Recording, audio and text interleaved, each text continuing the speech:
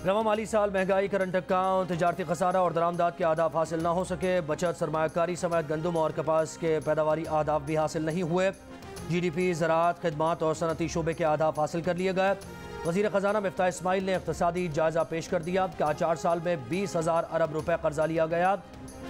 2018 में हमने 1500 अरब रुपए कर्जों पर अदायगी कर रहे थे। रवा माली साल 3100 अरब रुपए और अगले माली साल 3900 अरब रुपए कर्जों की अदायगी के लिए देना पड़ेंगे। साबिक़ हुकूमत बराह रास्त गैर मुल्की सरमायाकारी $1.25 अरब पर ले आई। गंदम और चीनी जो 2017-18 में एक्सपोर्ट कर रहे थे अब इम्पोर्ट करेंगे। खान साहब ने जाने से पहले पेट्रोल डीजल सस्ता करके आवाम को ऐसा चेक लिख कर दिया जिसके लिए कैश था ही नहीं। बारूदी सुरंगें सिर्फ हुकूमत के लिए नहीं मुल्क के लिए थीं।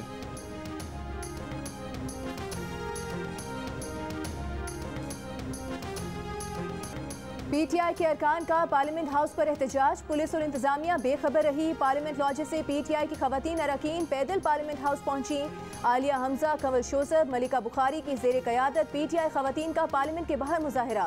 आलिया हमजा मलिक पार्लियामेंट के दरवाजे पर चढ़ गईं। कौमी असम्बली से मुस्ताफ़ी PTI अरकान का पार्लियामेंट हाउस पर एहतजाज जारी है।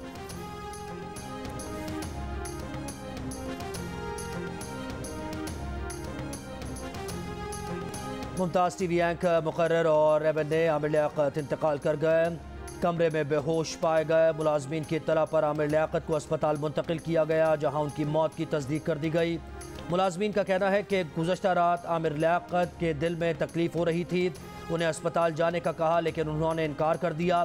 डॉक्टर्स के मुताबिक आमिर लियाकत को मुर्दा हालत में अस्पताल लाया गया।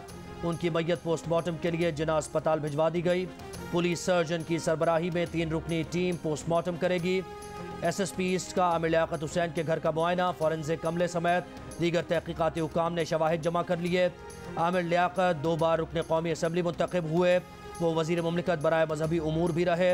वज़ीर आज़म, वज़ीर ख़ारजा आसिफ जरदारी और वज़ीर आला सिंध का आमिर लियाकत के इंतकाल पर अफसोस का इजहार।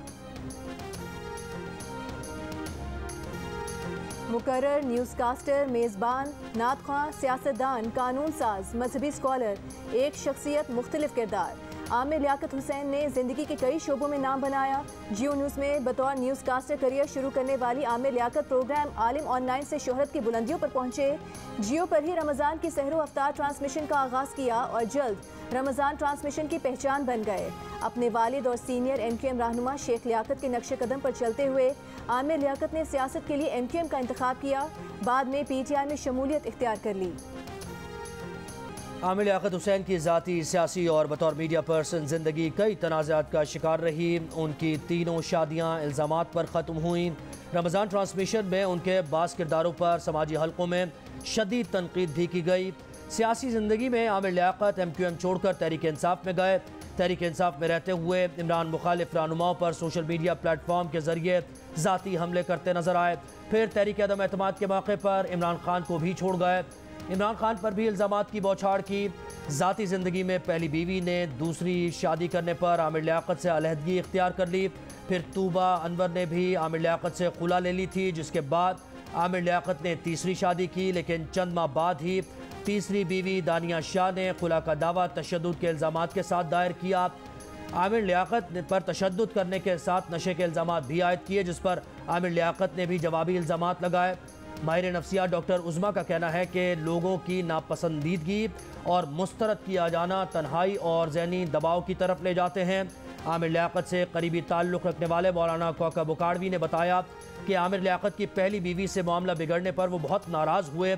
कोशिश यही थी कि संभल जाएं।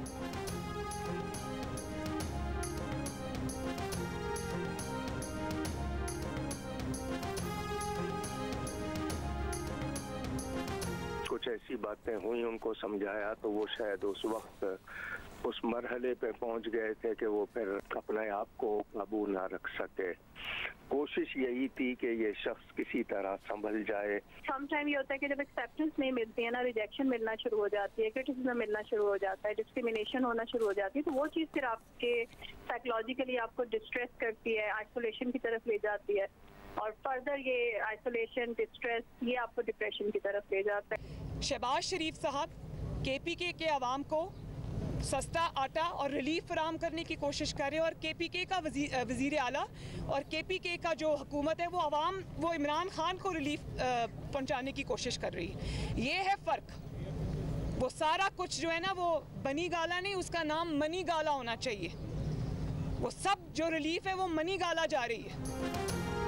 मनी गाला बना हुआ था, टैक्स पेयर्स का सारा पैसा वहीं गया। मरीम नवाज का दावा, मीडिया से गुफ्तगू में कहा कि इमरान खान को हुकूमत जाने का 4 माह पहले ही पता चल गया था, फिर भी साजिश का ड्रामा रचाकर मुल्क को फितना फसाद में झोंकने की कोशिश की। शेख रशीद के बयान पर आंखें खुल जानी चाहिए।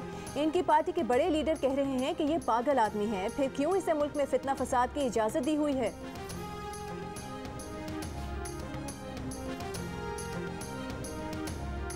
और किसी की ट्वीट्स या कहने पर बगावत नहीं होती। रियासत के और बहुत काम हैं, रियासती इदारे उन ट्वीट से बहुत ऊपर हैं। आपको पाकिस्तान आर्मी पर फ़ख्र होना चाहिए जो अपनी जानों के नजराने पेश कर रही है। क्या इस इदारे को किसी के कुछ कहने से फ़र्क पड़ेगा? रियासती इदारे अपने अमल और किरदार से अपनी इज़्ज़त व वक़ार बनाते हैं। Chief justice Islamabad high court के रिमार्क्स। मुतनाज़ ट्वीट्स करने वाली PTI सोशल मीडिया कारकुन मरियम मलिक को FIA में पेश होकर बयान रिकॉर्ड कराने की हिदायत। अदालत को बताया गया कि मरियम मलिक ने ट्वीट में पूरी कौम को इदारों के खिलाफ खड़ा होने का कहा, इंतशार फैलाने की कोशिश की। चीफ जस्टिस ने मुल्ज़िमा से कहा, आपको पता होना चाहिए जो पार्लियामेंट में हुआ वो आइन के मुताबिक हुआ।